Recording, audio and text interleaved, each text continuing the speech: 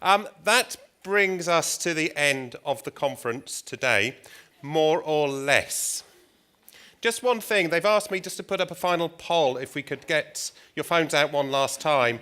And I'm saying get your phones out one last time because there might be one person who's going to look now and find they haven't got their phone with them.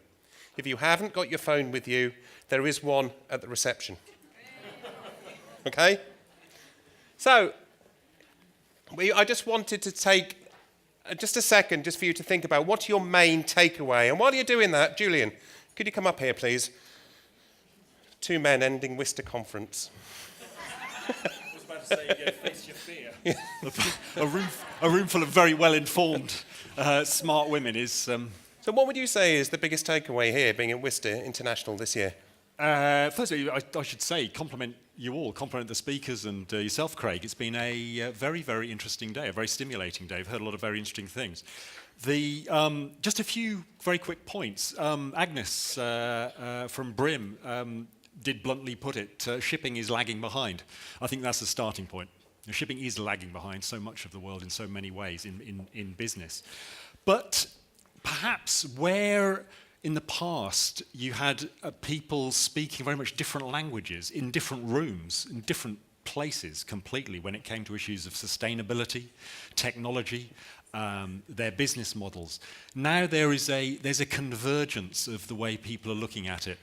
The debate around sustainability in the Arctic, I think it's quite striking how most of the parties, admittedly here in Norway, are looking in the same direction, even on the issue of CO2 reductions. Bellona is welcoming the 50% reduction as revolutionary, although they believe it should go all the way to zero.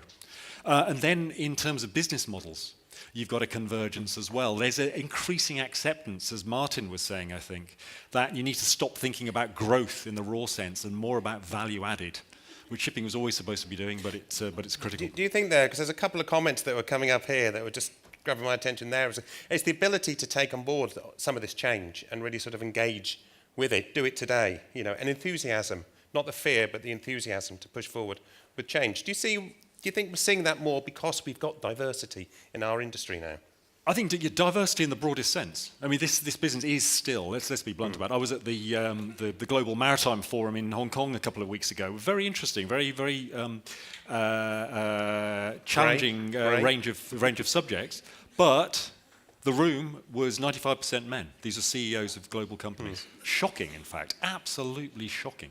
And that needs to change. So it is becoming more diverse. I think the strata of business life that many people in this room exemplify, the rising executives, the people perhaps knocking on the boardroom door, is very striking. In the next 5 years, there's going to be a massive breakthrough again, which will change things, I'm sure. Good. We're not going to hold you back from the Northern Lights anymore. There's just one final thing. I thought, just going back to Björg's original comment at the start, the headline, the theme of this conference about the Arctic, developing dialogues for sustainable business in the Arctic. I think that in itself, I think you've achieved that today, but also it sums up the need to develop dialogues, to talk to each other, to understand each other's languages, to then move forward. And that's a very positive thing. Thank you, Julian. Thank you, Björg. Thank you, WISTA. Thank you, ladies and gentlemen. Thank you.